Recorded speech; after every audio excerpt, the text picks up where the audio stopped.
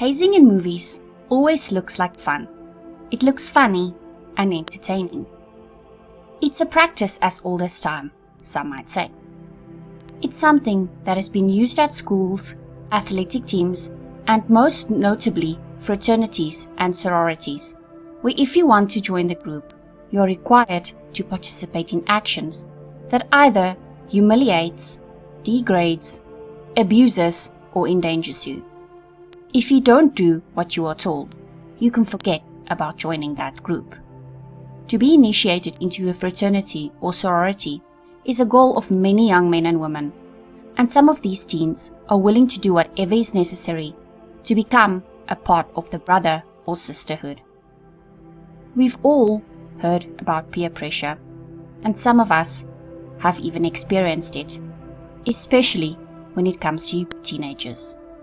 And sometimes, when you are surrounded by bad influences or under the influences of substances, you can easily be sucked into and feel obligated to doing something you normally would not do just to fit in. This is where you find a college student, eager to make new friends and find a community, and they decide to pledge a fraternity or sorority. To gain entrance and be accepted, they have to suffer through a series of hazing rituals that it might involve being hit or kicked, kidnapped or imprisoned, physical activity that might subject them to physical harm or to mental and emotional harm, degradation, humiliation, and compromising their moral or religious values. They might be forced to consume substances like alcohol, or these groups might interfere with their academic endeavors. Hazing can be fun and friendly, but there are times when it goes too far. We've all heard the saying, it's all fun and games until someone gets hurt. When too much alcohol gets involved and people stop thinking clearly, sometimes hazing practices get out of hand and it can cause serious injuries and even death. The closest count to an official tally of deaths relating to hazing or pledge incidents is that of Hank Neuer, a journalist and professor who has covered hazing and written multiple books on the topic. By his count, there were 179 hazing deaths at the American colleges between 1838 and 1999, and an additional 281 between 2000 and 2022. The causes of death are varied: heat stroke, drowning, alcohol poisoning, head injury, asphyxia, cardiac arrest. But the tragedies almost always involve a common denominator: Greek life. The parents of 16 college students who died as a result of hazing attended the Parents Anti-Hazing Retreat in 2018, the first of its kind, to develop a plan to stop hazing altogether. Those parents have dedicated themselves to advocating for anti-hazing legislation. Their goal is to enact legislation that makes dangerous hazing rituals just as illegal and just as unacceptable and punishable as drunk driving. Due to this movement, several American states have enacted state legislation bills, and there are also several bills pending in other states for laws against hazing, with many of those bearing their children's names as a testament to them and the lives that were lost due to these practices. Some American states have also criminalized hazing practices exactly because of the history of serious injuries and deaths caused directly due to hazing.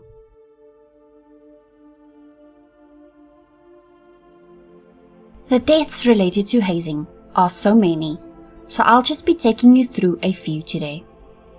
The first official hazing recorded death takes us all the way back to 1873.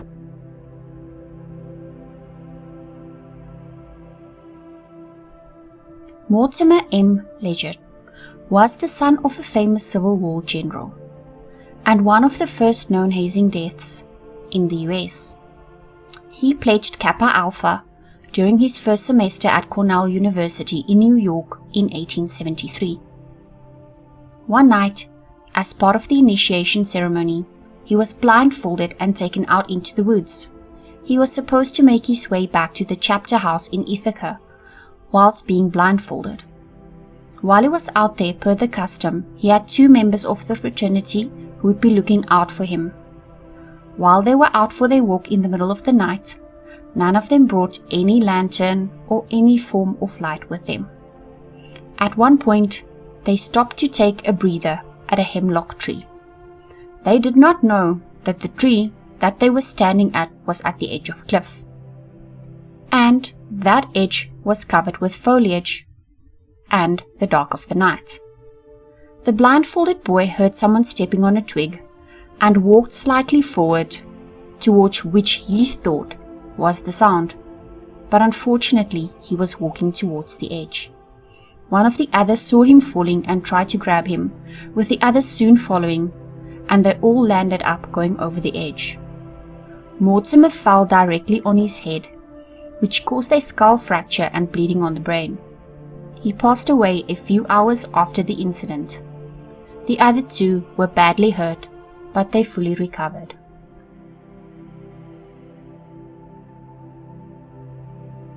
At Kenyon College in Gambia, Ohio, Stuart Pearson pledged Delta Kappa Epsilon in 1905. One night, Pearson laid down on the train tracks as part of the fraternity's initiation. Some said that he was tied to the tracks to test his nerves and left there to frighten him. According to others, he was not tied to the tracks, but he got tired and he fell asleep on the tracks. The coroner, however, found that Pearson's wrist and ankle were almost completely dislocated, indicating that he had been tied to the tracks and tried to break himself free. When a train that wasn't on the schedule started toward Pearson, he tried unsuccessfully to escape its path, and he was tragically killed.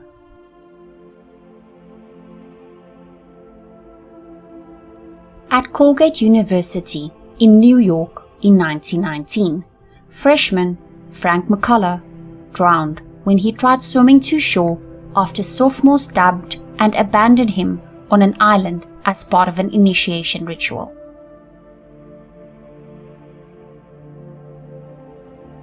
A freshman football player at the University of Texas Austin, Nolte McElroy, decided to join Delta Kappa Epsilon fraternity.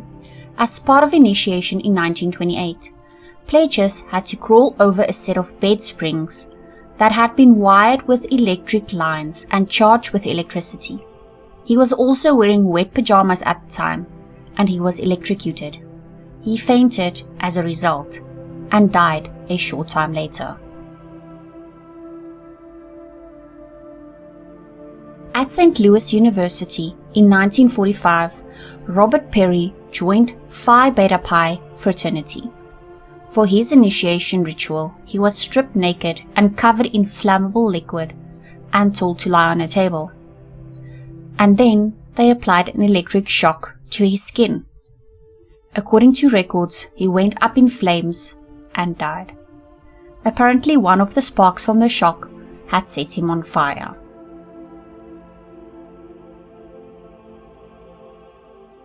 William Flowers was digging a grave, a symbolic grave, as part of his initiation ritual to Zeta Beta Tau fraternity at Monmouth College in New Jersey in 1974. The pledges were told to lie down in the grave that they dug. The walls of his grave collapsed and he was entombed. Other fraternity members tried to pull and dig him out, and when they finally got him out, he had unfortunately passed away.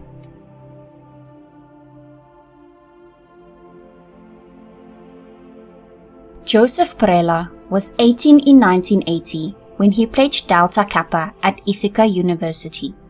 He was forced to exercise in a steam room for hours and hours, and he wasn't allowed to stop until they told him that he could. He collapsed and passed away before getting any medical assistance.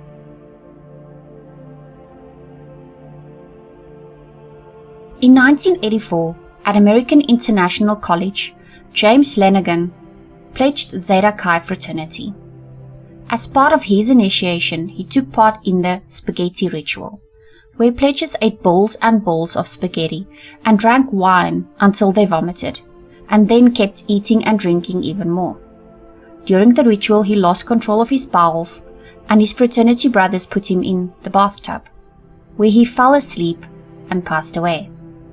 The medical examiner determined that he died of alcohol poisoning. His blood alcohol level was 0.48.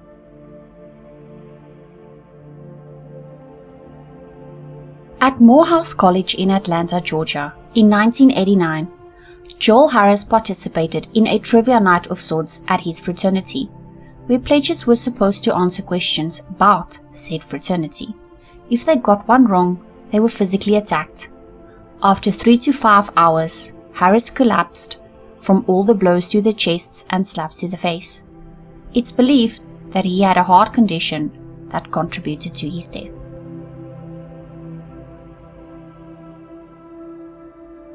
In 1994, Michael Davis joined Kappa Alpha Psi at Southeast Missouri State University. During an initiation ceremony, he was kicked, punched, slapped, and thrown to the ground several times until he was unconscious. His brothers then took him home after they got him to wake up. Once he was home, he later died from brain trauma from one of the kicks that he took to the head. This was his second time pledging Kappa Alpha Psi. He had tried to join the fraternity in 1991 as well, but there had been a hazing gone wrong issue at that time as well, and he wasn't able to join.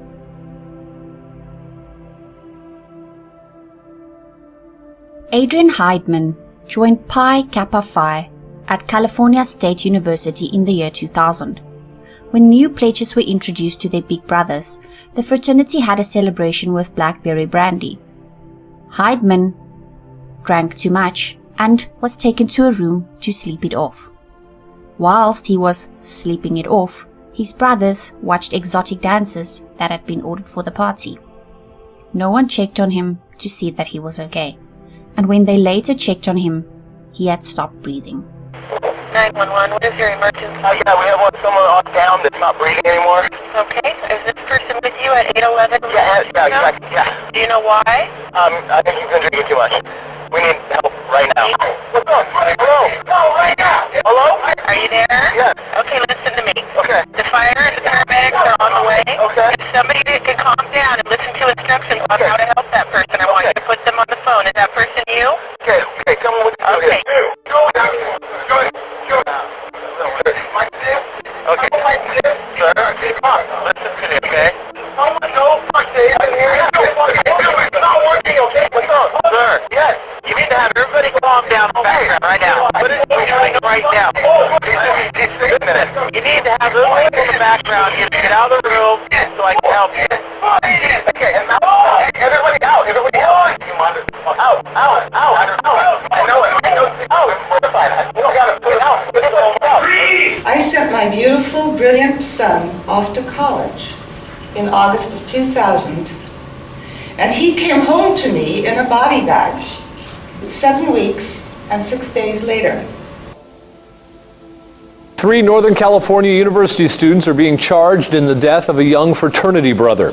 18-year-old Adrian Heidman died during a pledge function at Chico State's Pi Kappa Phi fraternity house last fall. His blood alcohol level was 4 times the legal limit.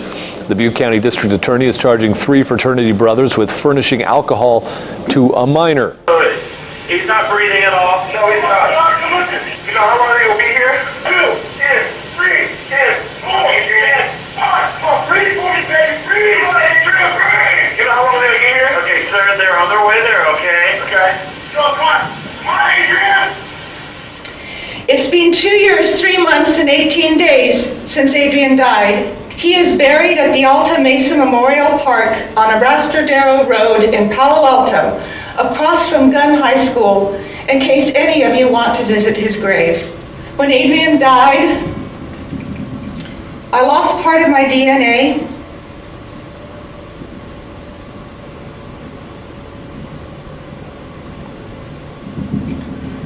I missed out on his graduation.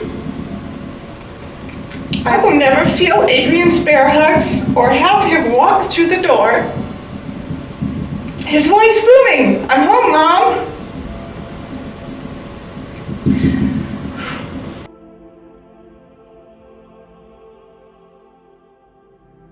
While many terrible sorority hazing stories end up with hospitalization or some kind of trauma, this one turned out to be fatal and shocking on several levels. In 2002, students Kristen High and Kanitha Saphir were pledging Alpha Kappa Alpha at Cal State Los Angeles. They were forced to do hours of grueling exercises, painful and unnecessary, but not fatal for the two healthy young girls. However, when their bodies were exhausted, they were forced to cool down by walking backwards into the ocean. Things took a turn when a wave ended up sucking Saphir into the water. She couldn't swim, and her fellow pledge Kristen High tried to help her. Whether the waves were just too strong, or the girls were too tired and weak from their forced exercise, the story ended tragically with both of them drowning. The others from the sorority that were present denied that hazing had taken place.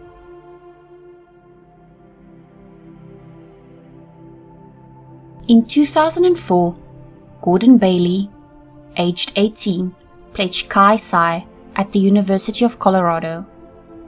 Gordon died after pledges consumed massive amounts of alcohol. It was a traditional bottle exchange at a bonfire, in which pledges were expected to share at least 10 bottles of hard liquor and wine. Alcohol was the cause of death, and frat members that delayed calling 911 for hours. Gordon was found with writing all over him as he lay dying. 911, where's your emergency? I need to get an ambulance. Where are you? I'm in Boulder. Where in Boulder? Give me an address. 080 14th Street. 1080 14th Street? Yeah. What's going on? We got a guy who's passed out. He drank way too much and we found him this morning. Okay, so he's passed out inside the house? Inside. Is there an apartment number? No, it's just a fraternity. Okay, is he on the floor or? He's on the floor. So you can't tell if he's breathing or not? It doesn't look like it. You don't think what? It doesn't look like what? It doesn't look like he's breathing very much at all. At all or not very much? Doesn't look like it at all.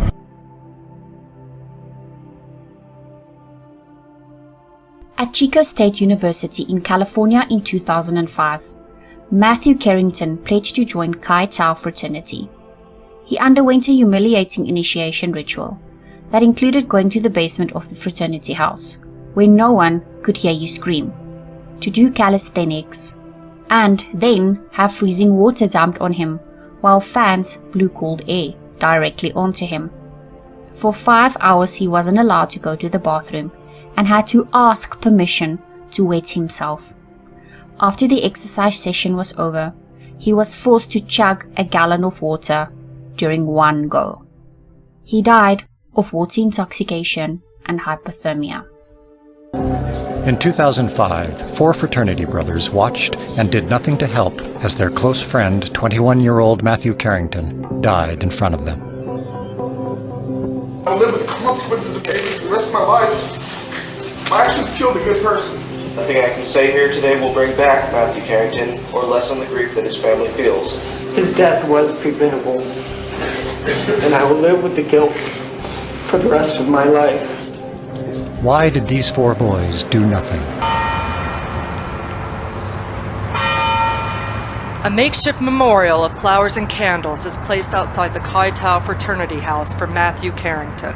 Police say the 21-year-old Chico State student was in the basement of this house taking part in a fraternity event at 5 a.m. Wednesday morning when his body gave out. Matt didn't have to die that night. Could have all been so different. Could have all been from the very beginning when they were all down there. When there was a room full of guys. It went wrong before they all left. Matthew Carrington joined a fraternity. and was undergoing hazing during the spring semester of his junior year. Pledge class 2004. Cal Poly San Luis Obispo.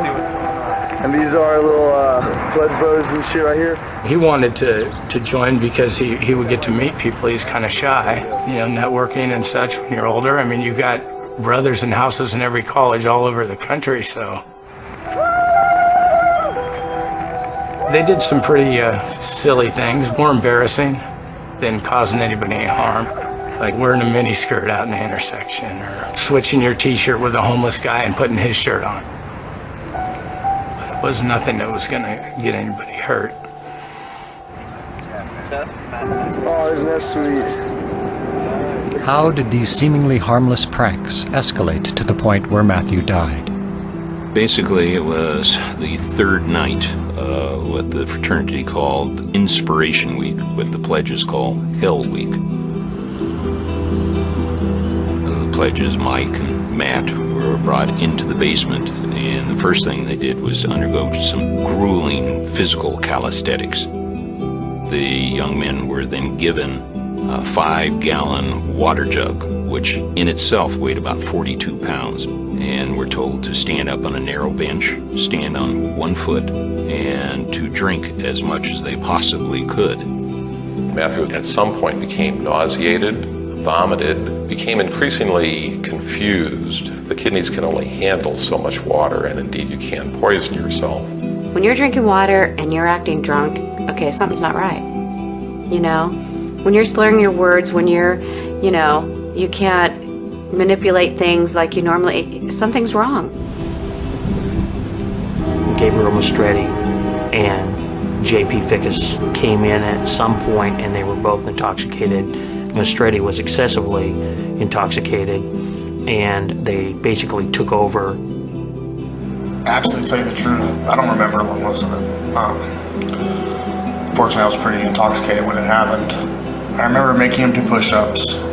I don't remember why. Matt was at a point where he couldn't do any more push-ups.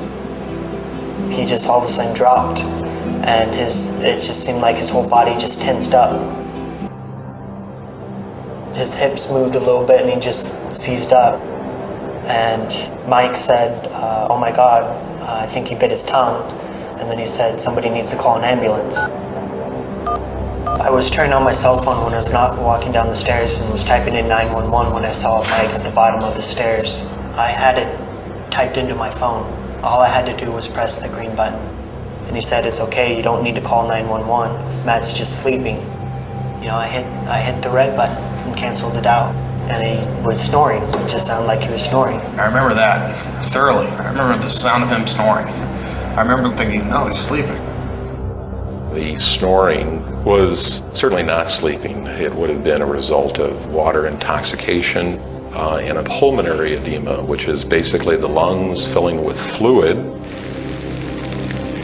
Approximately an hour after he had been left to sleep it off, he was not breathing. Do nothing for an hour while they have him lay there.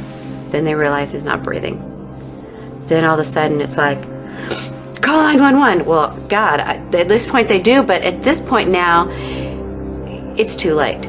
Matthew was pronounced dead approximately 27 minutes after arrival in the emergency department.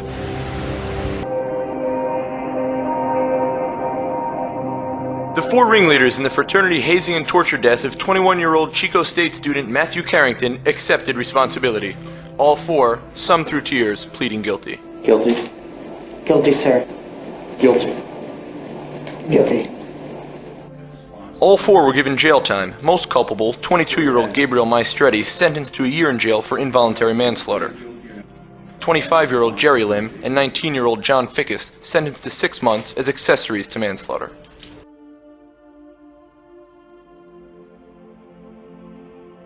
In 2007 at Rider University in New Jersey, Gary Devaselli Jr. pledged Phi Kappa Tau. He was an avid baseball player and on his way to earn an MBA. He told his mother that he wanted to join Phi Kappa Tau because it stood for leadership and would be good for his resume and networking. She asked him about hazing and he told her not to worry. Hazing was illegal in New Jersey, and that the university really took it seriously. Sadly, Gary Jr. died as a result of a fraternity hazing ritual. All pledges were required to drink, and not only did Gary pass away because of this, but 2 others ended up in the hospital with alcohol poisoning. Gary and the other pledges were hazed numerous times leading up to Big Little Night, the most deadly night of pledging.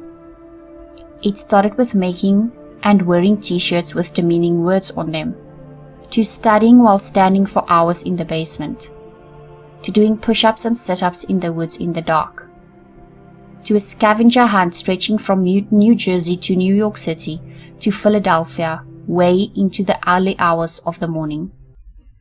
To this day, his family still do not know all of the details of that night.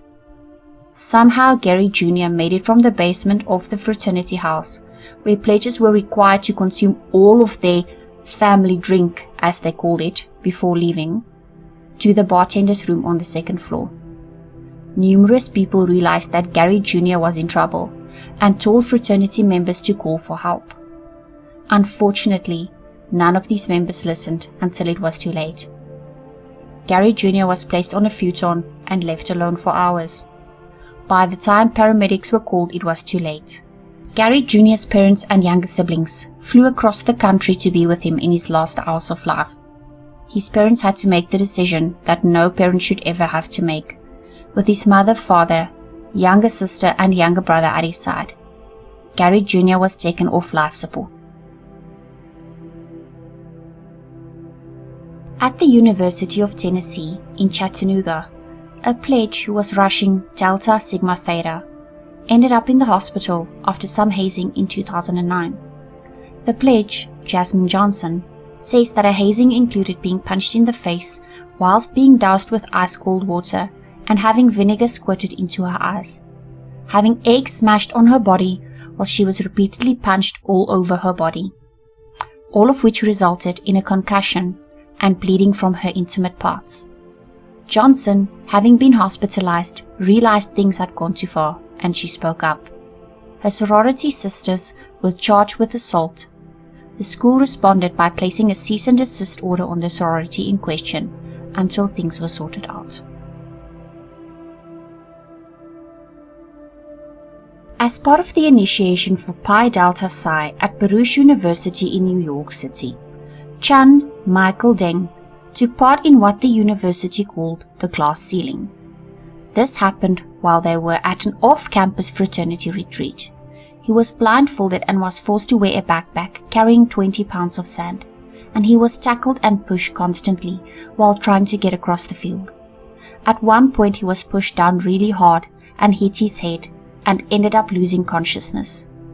They only got him medical assistance 2 hours after he fell unconscious, and he passed away 2 days later from trauma on the brain. 4 of the guys responsible were charged and pled guilty to hazing crimes. This case is being noted as an example of prosecutors now being much more aggressive in pursuing criminal charges in deaths related to hazing. This case is also unique because legally it went after both fraternity members and the fraternity itself, Pi Delta Psi. In December of 2013, Baruch College freshman Chung Deng, who goes by Michael, collapsed after taking part in a ritual called the glass ceiling, a gauntlet meant to represent the plight of Asian Americans, where pledges are blindfolded and wear a backpack filled with sand while being confronted by fraternity brothers. The grand jury report said Michael Deng was being defiant and resistant, and so fraternity members forcefully and repeatedly hit him and knocked him to the ground, in some cases running directly at him with their heads down from 15 feet away. Michael Deng fell unconscious. The fraternity members considered getting an ambulance but thought it would be too expensive. So instead, they changed his clothing and tried to revive him, Googling phrases like concussion, can't wake up.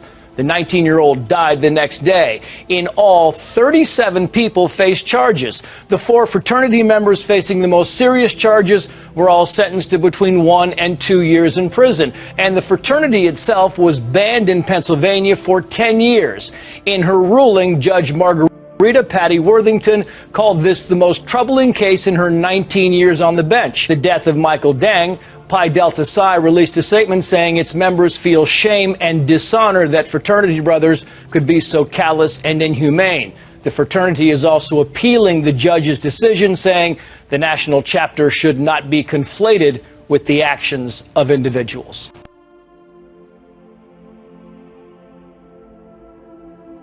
In November 2014, Nolan Michael Birch was 18 years old. He was attending West Virginia University, and he decided to pledge Kappa Sigma. On the 12th of November, they had an event off campus where they were blindfolded and they were given a bottle of hard liquor. He was given a bottle of whiskey, and he was required to drink the whole bottle. He was very intoxicated, and he was seen hanging limply, being carried back to the frat house by someone. His head and arms were swinging as they were carrying him. He was completely passed out. They then dumped him on a table inside the frat house and kicked him.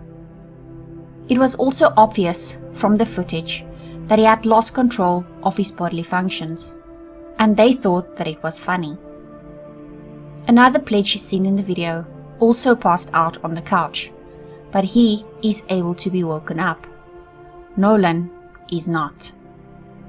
Even with the kicking and the stomping on the table, he remains completely passed out. A few hours later, someone found him and tried to wake him up. His face had turned blue. He was not breathing and he had no pulse. They phoned 911 and started doing CPR on him. Medical assistance soon arrived, and after that Nolan was immediately taken to Ruby Memorial Hospital and placed in the ICU. The prognosis was not good.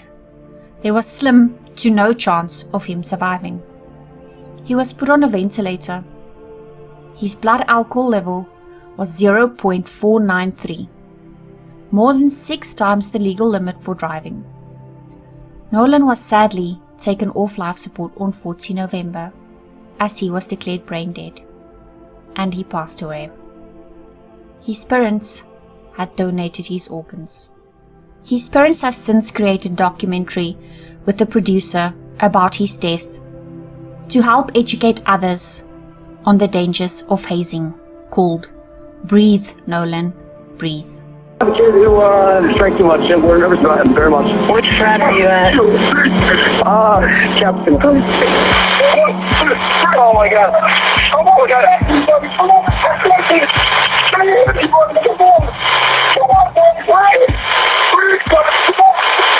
The efforts to stop hazing on college campuses. Yeah, showing incredible courage in sharing the story. Nolan Birch went to college to get an education, and he was excited to meet new friends. He signed on to a fraternity.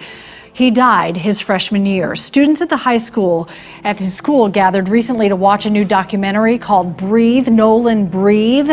The creators hope that by showing this video from inside the fraternity, others are going to see the grim reality of hazing on college campuses. The video is really difficult to watch, but Nolan's family says it needs to be seen. In fact, they say the more difficult, the better. In the video, you see Nolan's unresponsive body. He's tossed onto a table at a fraternity house.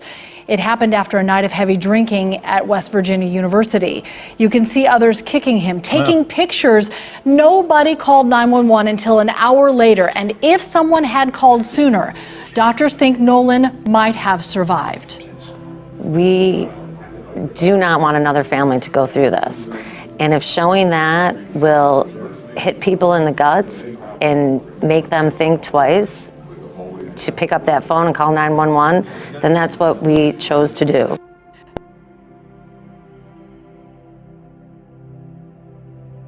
In 2017, Penn State's Beta Theta Pi house found itself in the midst of one of the biggest criminal indictments against the fraternity after the death of 19-year-old freshman pledge Timothy Piazza. Timothy, along with other pledges, had been forced to participate in what the fraternity called the Gauntlet, where they consumed alcohol excessively. Down a bottle of vodka, drink beers, and drink from a sack of wine. Despite the fact that in 2009, that fraternity was mandated a dry house with a ban on alcohol. Tim Piazza died from severe injuries after falling down a flight of basement stairs several times during a bid acceptance ceremony for the Penn State chapter of Beta Theta Pi. At the time of his death, Timothy had 3 to 4 times the state's legal limit of alcohol in his system for driving. The members present delayed phoning 911, which contributed directly to Timothy's death. First, he fell on the basement stairs, and he fell unconscious. They put him on a futon in the basement, and when he rolled off, they just put him on the futon again. They poked him in the face continuously to see if he would wake up, but he remained unconscious. People were getting worried, but the frat brothers stopped people from phoning 911, and even pushed one against a wall to stop him from phoning. Tim later woke up and reached standing position, but he continued falling backwards and forwards. Eventually he gained some balance and he staggered toward the lobby area of the house, but he fell again, head first into an iron railing, and landed head first on the stone floor. He got up again, trying to reach the front door, but fell forward again into it, head first, knocking himself unconscious again. He later got up again and managed to ascend the stairs. He was missing for several hours until frat brothers found him behind the bar several hours later. He was called to the touch and he was breathing rapidly. They then carried him upstairs, debated what to do for several minutes, and then decided to phone for medical assistance. Before the ambulance arrived, they wiped blood from his face and dressed him in clothing to warm up his body. Tim had severe abdominal injuries, and his brain was so swollen that half of his skull had to be removed to try and relieve the pressure. Tim passed away 1 day later from his severe injuries. The events resulted in criminal charges, with 11 members facing a total of 35 counts of hazing and 37 alcohol-related offences. The charges, however, led to little punishment, including 2 to 3 months house arrest and a few months of probation. Today in court, prosecutors released stunning text messages the frat brothers allegedly sent to one another as Piazza lay dying. ABC's Gio Benitez was right there in the courtroom. It was a dramatic day in the courtroom as 16 former Penn State fraternity members appeared for a preliminary hearing related to the death of their pledge, 19-year-old Tim Piazza. And prosecutors released a new round of what they say are damning text messages. There were text message after text message shown in this courtroom today, all of which collectively demonstrate a callous disregard for one human being and a senseless need to try to preserve their own situations. These messages, which could prove key to the case, were allegedly exchanged between brothers of the now defunct chapter of Beta Theta Pi as Piazza lay dying in a hospital bed. One reads, "He looked expletive dead." Another, "I think we are expletive, like beyond expletive. I think after this we could be kicked off. It's over. And I don't want to go to jail for this. Hazing is a huge thing."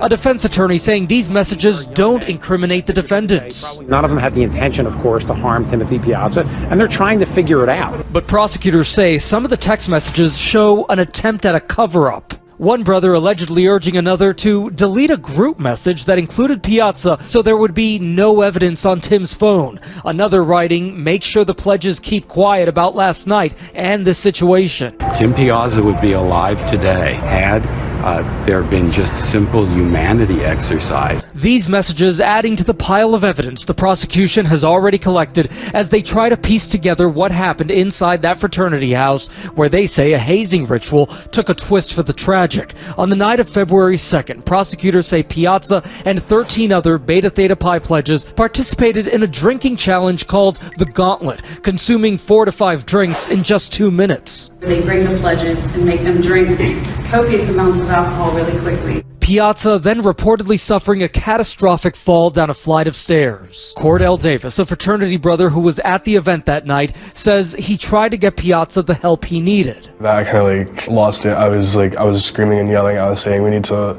take him to a hospital. We should call an ambulance, dial 911. But a grand jury report says no one immediately called 911. Instead, surveillance video captured nearly 8 hours of distress. An injured Piazza trying to get up, repeatedly falling over again. 4 men seen dragging his limp body upstairs, trying to rouse him by slapping his face and pouring water over him. This was the worst possible debauchery and depravity that you could possibly have. Instead of dialing 911, the report says the brothers were using their phones to search for the phrases falling asleep after head injury, and a few minutes later, binge drinking, alcohol, bruising or discoloration, cold feet and cold hands. 12 hours after Piazza's fall, the first call for help. What's going on today? We have a friend who's unconscious. He hasn't moved. He's cold extremity. It's probably need an ambulance. When his family saw him in the intensive care unit, they say he was almost unrecognizable. They spoke to my colleague Dan Harris. He was all covered up with warming blankets. You were trying to find a spot of skin to touch. The nurse brought me forward and told me to kiss him goodbye. It was hard. And that's what you think of when you close your eyes. It looked like he got hit by a car. He was in bad shape. He was on full life support. His eyes were half open. He wasn't there. The nurse brought me in a room to see them, and they broke it to me that he wasn't gonna wake up ever. Piazza died from his injuries the next day. Medical experts estimate that his blood alcohol content at the time of the fall was a 0.4. Piazza's family is seeking more than justice. They say their ultimate goal is making sure no one else suffers like their son, and that another family doesn't have to endure the loss they did. We have to be the advocates of change. Tim is not just our son anymore. He represents every son and daughter of every family that has someone that they want to send to college, that may want to participate in Greek life.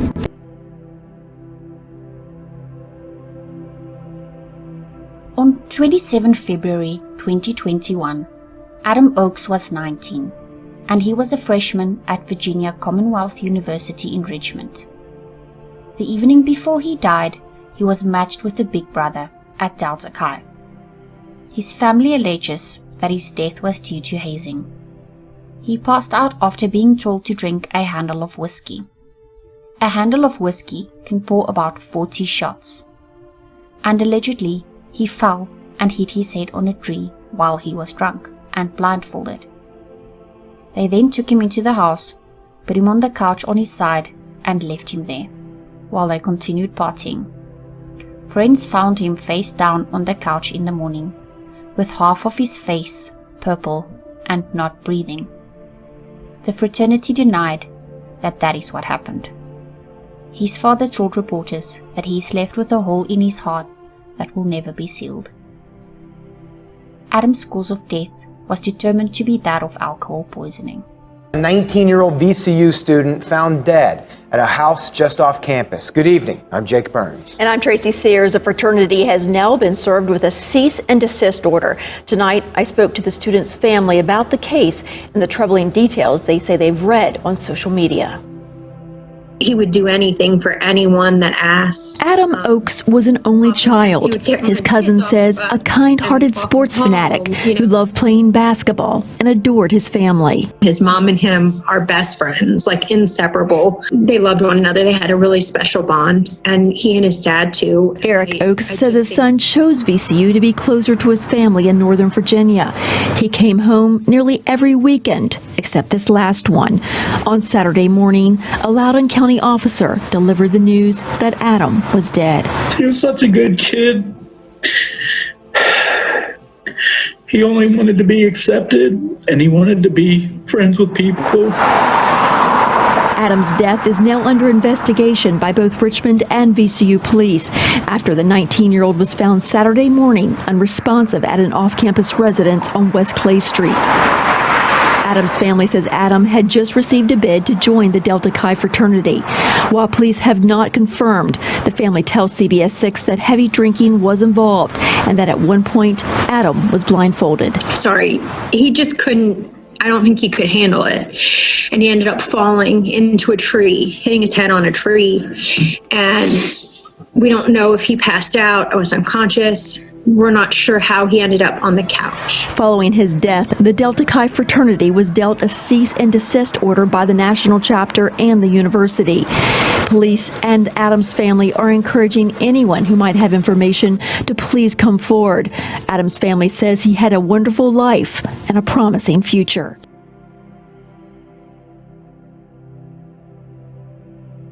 In March of 2021, Stone Fultz was 20 years old, and he was a sophomore at Bowling Green State University in Ohio, and a new member of Pi Kappa Alpha. On the 4th of March, they arrived to an off-campus house in formal attire and told to use their ties as blindfolds. They were taken to the basement and pushed and yelled at, and disoriented with loud music. They were then assigned a big brother. They were told to drink 750 milliliters of high alcohol liquor. They were given whiskey, and Fultz finished his whole bottle in 18 minutes. He was throwing up and had trouble walking, and some of the frat brothers took him back to his apartment, and they left him there on the couch. His roommate came home later and phoned his girlfriend to come and help him take care of Stone. Soon after, he stopped breathing and his face turned blue. The roommate and his girlfriend immediately phoned 911 and started CPR on him. He was immediately taken to a hospital when the paramedics arrived, but despite their best efforts, they could not save him. His blood alcohol level was at 0.394. He died on 7 March 2021, and his parents donated his organs so that others might have a second chance at life. He was an amazing kid, just an absolute loving kid. This morning, the parents of 20-year-old fraternity pledge Stone Fultz, who died in an alleged hazing incident at Bowling Green State University earlier this month, speaking out exclusively to GMA. I can't describe the pain. I mean, there's a piece of my heart that's gone. It's just unimaginable. I can't even explain to you. Stone, a sophomore business major, who chose to pledge a fraternity in February after deciding not to his freshman year. What did you know about Greek life? We had many conversations as to, make sure you're doing it for the right reasons. Make sure you're checking these fraternities out. The initiation process was beyond anything Stone's parents, Sherry and Corey, expected. 2 weeks before the fatal incident, Sherry grew worried when Stone was supposed to make the 2-hour drive home, but said he couldn't leave until 2 a.m. because the fraternity wouldn't let him. Then on March 4th, the night of the tragedy, Stone telling his mother about a scheduled drinking ritual he felt forced to participate in. And I said, well, that sounds really stupid. Why do you have to do it? And he said, it's just part of the ritual. I have to, but I don't want to. On that fateful night, Sherry says she kept in touch with her son. I text him, joking. I'm like, how's it going? He's like, well, it hasn't started yet. It doesn't start till 9 p.m. I said, well, then I'll call you at 10 to check up on you. And I never made that call. And that was the last conversation I had with him. Did you give him 2 rescue breaths? Yes. After the drinking began, Stone Fultz became unresponsive, his peers calling 911. Okay, are you starting the compressions again? Yep. Stone's parents say they got a phone call around midnight. He was found not breathing. They had to revive him, and he is on a ventilator, keeping him alive. So we spent 2 hours driving to his school, holding my wife's hand, praying in my mind that Stone was going to be okay. No parent should have to sit in their car wondering if their son's going to be okay. The roommate of a Pi Kappa Alpha pledge telling a local station that pledges were told to drink a handle of alcohol and finish it before they could leave. A handle contains around 40 shots. After 4 days and 4 nights in the hospital, Stone Foltz was declared brain dead.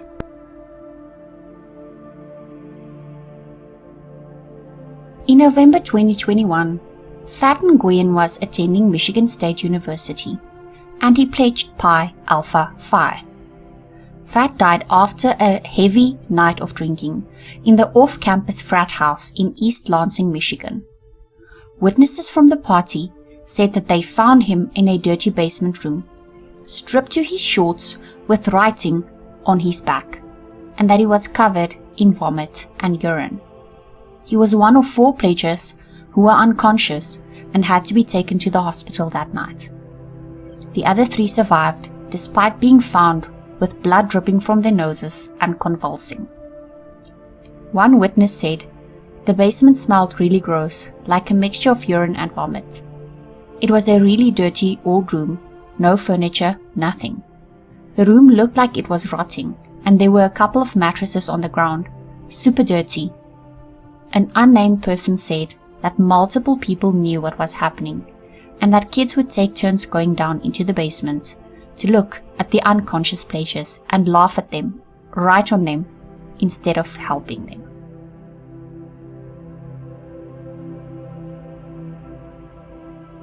In June 2022, 2 frat boys from Phi Gamma Delta at the University of Missouri have been charged in connection with hazing 19-year-old Daniel Santulli. He was forced to drink a 1.75-liter bottle of Tito's vodka, so much so that his heart stopped during Pledge Month in October 2021. He has been left permanently and severely disabled as a result. He was left blind, unable to walk, and unable to talk. In what his family's lawyer says is the worst known incident of hazing abuse in US history. The 2 young men are charged with felony hazing and misdemeanors of supplying liquor to a minor or intoxicated person. Not only was he forced to drink the vodka, but he was also force-fed beer through a tube by his so-called fraternity fathers. At the end of the night, he had a shocking 0.468 blood alcohol level, which was 6 times the legal limit in Missouri. When he passed out and went into cardiac arrest, they took him to a hospital and dumped him outside. Now he is unlikely to ever walk, talk, or see again, and his mother, Mary Pat, has had to quit her job to care for him full-time. His family previously sued 23 people, including the fraternity, and won their case with an undisclosed settlement, but they are now suing 2 individual frat boys demanding felony charges be brought against the pair, due to them being aware of the state that Danny was in, and the fact that they did nothing to help him until it was too late. No one even called 911. He had at that point been at their beck and call for a month as part of the grueling hazing process. He was sleep deprived, was having to buy things for the fraternity brothers with his own money, and was repeatedly ordered to clean the brothers' rooms and bring them food, alcohol, and cannabis in all hours of the night. Fed alcohol, now paralyzed, blind, and unable to speak. Tonight here, his family demanding criminal charges, and here's Will Reeve. Tonight, the family of Danny Santulli is pleading for criminal hazing charges after the college freshman nearly died while pledging a fraternity at the University of Missouri. It makes me sick to my stomach seeing the people involved that harmed Danny walking around campus acting like they did nothing wrong. For the first time, we see surveillance footage from inside the Pi Gamma Delta fraternity house on October 19th, showing blindfolded pledges being led down a staircase. According to the family's civil lawsuit that was recently settled against 23 defendants, Danny was pressured to drink an entire bottle of vodka. We see one of the fraternity members putting a tube in Danny's mouth with a funnel at the other end and pouring beer down his throat while Danny is in the middle of consuming an entire bottle of vodka. Danny is seen losing his balance and falling backwards. Fraternity members then carry him into another room and drop him onto a sofa. About 90 minutes later, Danny begins to slip onto the floor. As the minutes tick by, he struggles to move, then lies still. After 15 minutes, another fraternity member finds Danny unresponsive, lifting him back onto the sofa. Other brothers come into the room. They carry Danny to the door, but he's dropped onto the floor before they take him to the hospital. His lips were blue and nobody called 911. It's like, I don't know. I mean, a 6-year-old calls 911. At the hospital, Danny is in cardiac arrest. His blood alcohol level a near lethal 0.486, 6 times the legal driving limit. He suffered permanent brain injury. What do the doctors tell you about Danny? That he'll need care for life. He's still not talking or walking. He's in a wheelchair. He lost his vision. But he hears us and he knows we're there. The University of Missouri has since revoked the fraternity's charter and proposed sanctions against 13 of its members. Prosecutors have charged one fraternity member with 2 misdemeanors for supplying alcohol to a minor, but the family says that's not enough. Your family believes that Danny was hazed? Oh, 100%. Yes. I do personally want to see specific kids get felony Ds. That's going to wake them up. David, the fraternity says that they prohibit hazing and giving alcohol to minors, and that Danny should not have been put in such a situation. If someone is breathing less than 8 times a minute, because we don't usually count our breathing, but imagine, a normal person is breathing 14 to 20 times a minute. But if you're impaired with alcohol, your breathing may slow down and can eventually stop. Your heart rate, your pulse can slow down and can eventually stop when you have alcohol levels this high. You are not going to be able to speak. You're not going to be able to move. You are going to be in a state of unconsciousness that if the people around him had been fully sober, monitoring this environment and checking anyone that appeared impaired, they would have seen that on the spectrum of impairment, someone on a couch that you can wake up is very different from someone that is laid out and is unresponsive and you can't wake them up. If you can't wake someone up pretty much for any medical reason, you need to call 911 because they probably need a doctor or someone to help them, or they might die. We were all teenagers once, and I'm sure that some, if not most of us, have possibly partaken in underage drinking, and more than likely been really drunk at one point or another. But hazing someone with alcohol is a beast of a different kind. Imagine being forced to consume a whole bottle of cheap hard liquor within a few hours, and being fed other alcohol in between that. When you are 18 or 19-year-old teenager, and then you are left on a couch with no one looking out for you. No one's body handles alcohol the same way, so there is no way to say what will happen when you are forced to consume that much alcohol. Alcohol has the biggest part in the problems that occur at fraternities and sorority parties and gatherings. Some don't have the ability or sense to understand when someone is in dire need of help, or they think it's funny when someone falls or can't control their bladder. Alcohol is a dangerous thing when consumed in large amounts. Our bodies can only handle so much of it before alcohol poisoning is a possibility.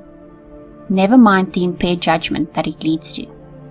It's obvious that at these events people are either power hungry and want to control with a mindset of, oh, I was hazed, so you need to be hazed too, or the, but it's a tradition excuse. And others are too scared to say no and abide by everything that they are said to do. And when these guys get inebriated, they think even less clearly, and they are not able to see and understand when something is a medical emergency. Once you hit the threshold where you're becoming unresponsive, unable to manage your functions, you're really intoxicated if you lose the ability to hold your urine and you pee, right? But I've had people say, oh, someone was so drunk that they couldn't hold their urine and they thought it was funny. It was really dangerous. They could have died. If you switch a beer for hard liquor like whiskey or rum you again are going to increase the alcohol ingestion potentially by a factor of 10. So you may get 10 times as drunk if you're replacing something with 100 proof or 50% alcohol instead of a beer with 5% alcohol for the same volume.